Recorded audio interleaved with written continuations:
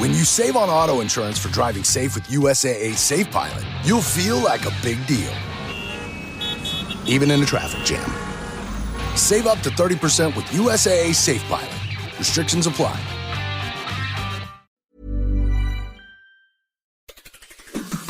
On today's Smart 7, Michael Gove apologises over COVID, Rishi loses his marbles and lots more. It's Wednesday 29th of November, it's International Jaguar Day, and happy birthday Anna Faris. The Smart 7.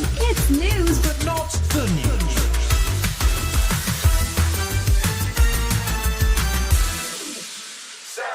The COVID inquiry continued its investigation of the Downing Street chain of command on Tuesday, with Michael Gove in the hot seat as we ready ourselves for former Health Secretary Matt Hancock's testimony later in the week.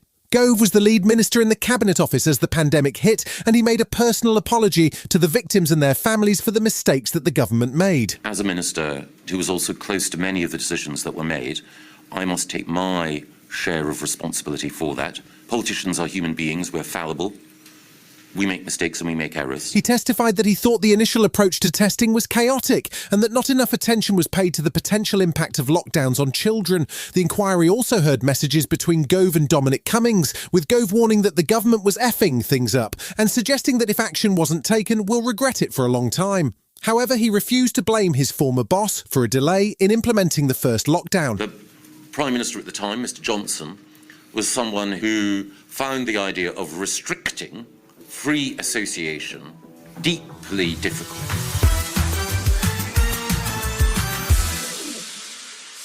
Prime Minister Rishi Sunak managed to start a diplomatic row on Tuesday with Greece. There's been a long-running dispute over what the Greeks call the Parthenon marbles.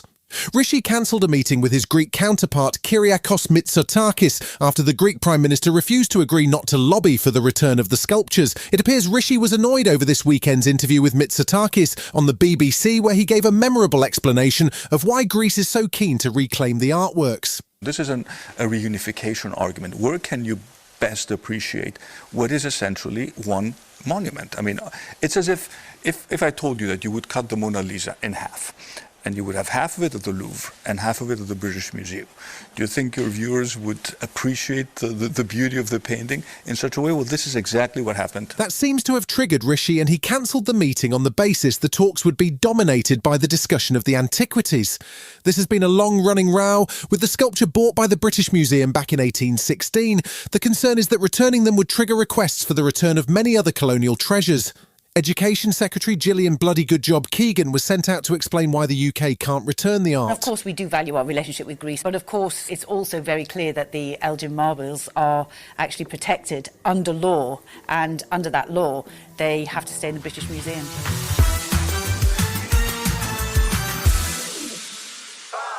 The Israel-Hamas truce has held for another day as the fifth prisoner for hostage swap took place on Tuesday evening.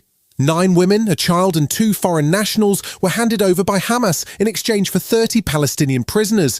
Negotiations continued in Qatar to extend the truce, which is currently due to finish on Wednesday night. The delegation apparently includes the head of Mossad and the director of the CIA, William Burns. Meanwhile, humanitarian aid has continued to flow into Gaza, with the World Food Programme delivering food to over 120,000 people in the last 6 days.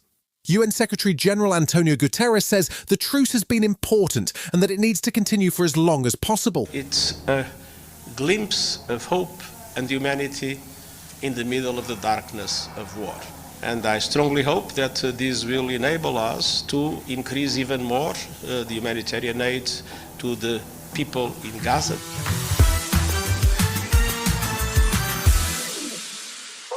There were scenes of delight on Tuesday evening in India as 41 miners were rescued after being trapped for 17 days in a collapsed tunnel in the Himalayas. The men were working on the Silk Yara tunnel when a landslide caused part of the ceiling to collapse. Rescuers were able to pass food and water through a narrow gap while international experts were called in to assist with the rescue.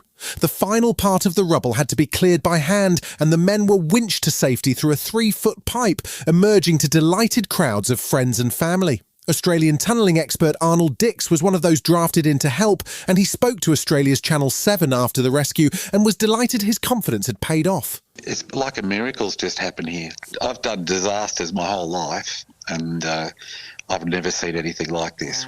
We've had a mountain collapse, and somehow despite all the odds being against us, the experts have all come together and we did it. Still to come on today's Smart 7 Share gets Christmassy and Champions League surprises right after this. Welcome back.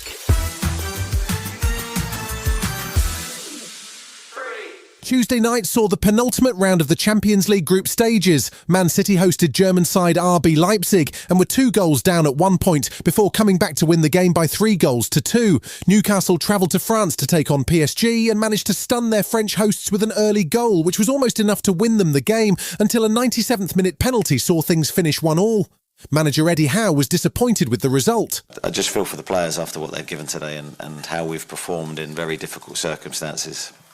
And what that decision does to the group, because now the destiny is not with us, and that's tough to take after being so close to being in that position.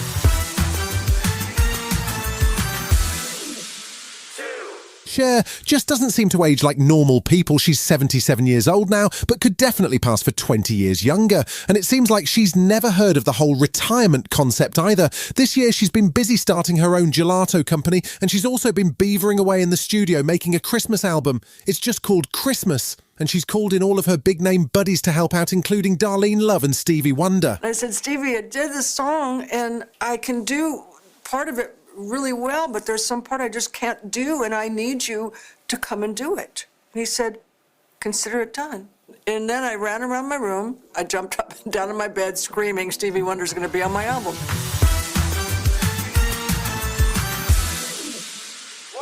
If you haven't seen the hit Spanish show Money Heist, it's time to get up to speed. The Spanish drama has become a Netflix hit worldwide, as it follows the mysterious professor as he recruits a gang of thieves to rob the Royal Mint of Spain. Now there's a prequel on the way focused on the professor's brother, the equally mysterious Berlin, who gets his own heist, this time trying to steal $44 million in Paris. The new show drops on December 29th. My dear Spanish friends pulled a magnificent job with undeniable panache. Who would want convenient love? Going in, all or nothing. We Spanish just can't resist a good party. The only thing that matters is that the countdown has begun. You've been listening to The Smart 7. We'll be back tomorrow at 7 a.m. Hit that follow button and have a great day. Give us 7 minutes, and we'll give you the world. Explore beyond the stratosphere in Museum of the Bible's compelling exhibition, Scripture and Science, Our Universe, Ourselves, Our Place, in Washington, D.C., open now through January 15th, featuring artifacts from trailblazers in history like Isaac Newton, Nicholas Copernicus, and hidden figures like Dorothy Vaughan. This exhibit guides you through groundbreaking discoveries and thought-provoking questions. Come and see how Scripture and Science have shaped our world. Get your tickets today at museumofthebible.org.